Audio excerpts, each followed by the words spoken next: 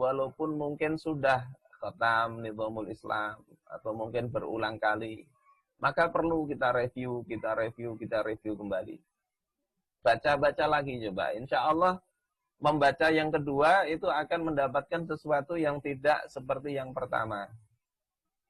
Membaca yang ketiga tidak seperti yang kedua. Insya Allah begitu. Allah akan berikan tambahan pemahaman. Insya Allah begitu yang kita harapkan. Agar pemikiran terhadap sebuah kitab itu bisa tergambar dengan jelas, maka kunci pertama ketika kita membaca sesuatu itu hendaknya kita simpulkan. Kalau itu buku mau ngapain. Kalau kita bicara bab itu intinya apa. Kalau kita bicara paragraf itu pokok pikirannya di mana. Bukan mutabanat lah gitu ini. Ini pandangan saya sendiri setelah membaca Nizamul Islam berulang kali. Bahwasanya kitab ini bukan kitab yang membahas masalah akidah atau kitab yang fokus pembahasannya syariah atau yang sebagainya. Tapi kitab Nizamul Islam ini oleh musannifnya Syekh Al-Qadhi Taqiyuddin An-Nabhani itu kitab yang dimaksudkan untuk membangkitkan umat secara sahih. Jadi poin dari awal sampai akhir intinya di situ kalau saya melihat. Nah, unsur-unsur apa yang nanti mau membuat umat itu bangkit nanti dibahas di kitab ini. Nah, kalau kita mulai dari isi-isinya, bab-babnya, kita bisa temukan itu. Misalnya bab Thariqul Iman. Kalau kita lihat pokok pikiran dari bab Thariqul Iman itu adalah bangkitnya manusia itu tergantung dari pemikirannya. Makanya itu ditulis di kalimat pertama. Terus pemikiran itu bagaimana yang membuat bangkit? Itu harus pemikiran yang mendasar dan seterusnya yang itu nanti harus membahas akidah. Jadi kalau kita ambil benang merahnya, Thariqul Iman itu bicara bagaimana kebangkitan.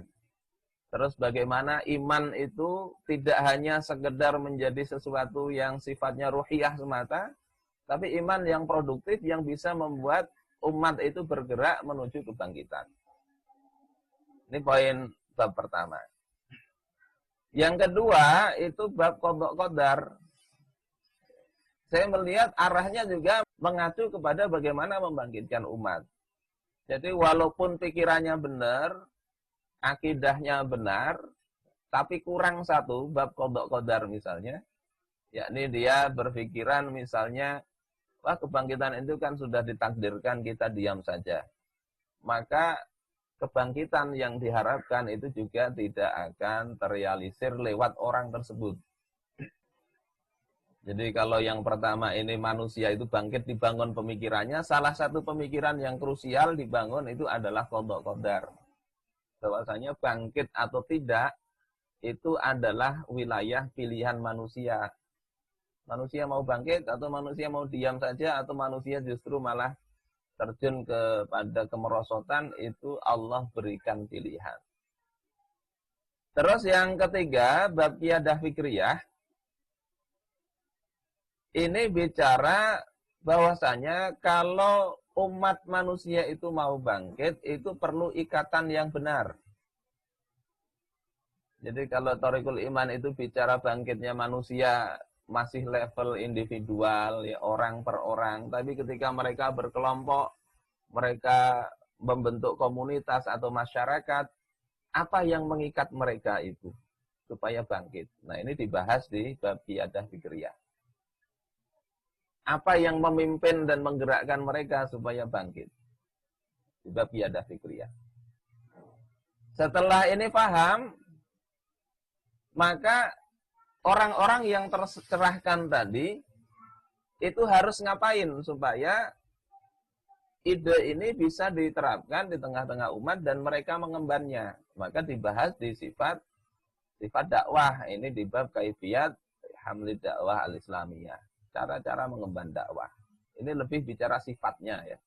Karena kalau bicara thariqahnya itu bicara kitab seperti manhaj. Nah, setelah ini bab hadarah dan seterusnya, itu bicara tentang bagaimana Islam yang diemban itu. Islam seperti apa? Karena ada nanti yang bingung, Hadharah dengan Madaniyah, semangat keislamannya tinggi tetapi tidak bisa membedakan, akhirnya yang halal yang itu bisa bikin maju secara materi bisa ditolak. Nah, ini overview Nizamul Islam itu arahnya seperti ini kita lihat.